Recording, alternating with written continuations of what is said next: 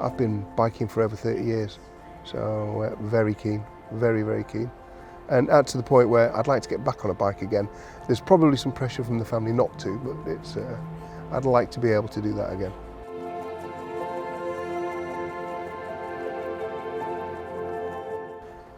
It's fairly hazy. I was in a coma for 2.5 weeks.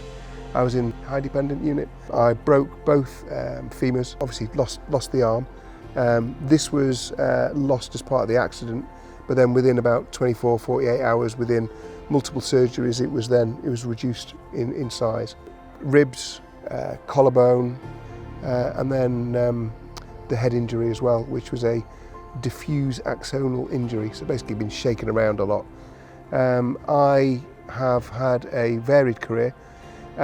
Part-time I did my MBA, and then once I'd got that, it was then a springboard to do something a lot more interesting. So I started my own consultancy firm, and that's about 14, 15 years ago. Thankfully that's been very successful. So even when I was in hospital in the Northern General, I was thinking, just a few more months and I'll be back to business again. I'll be doing it again.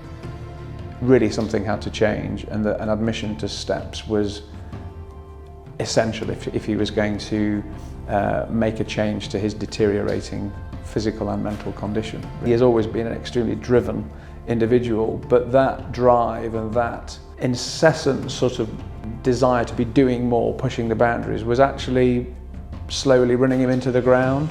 Admission to STEPS caused Mike to slow down, and he was able to, I think, just relax for the first time in a long time in a situation where all the therapists could monitor him.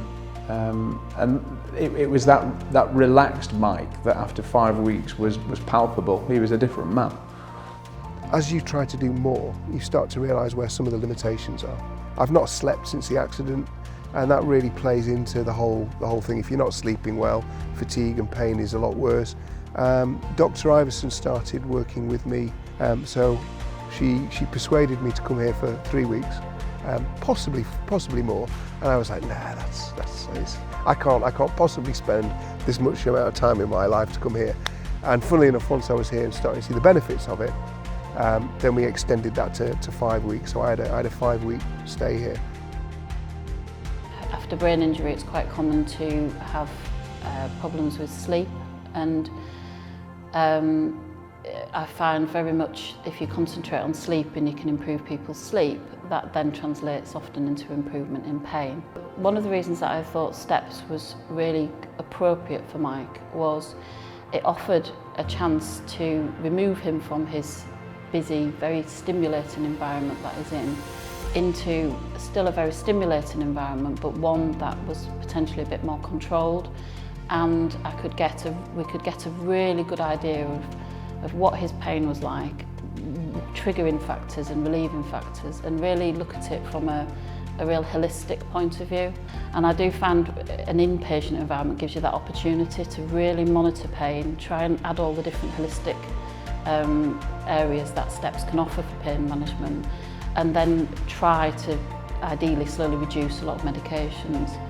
It then has to work in the community, and when that person goes back to their busy life. And I think that's one really good thing about STEPS, that STEPS does very well, is helping that transition from inpatient stay into the community.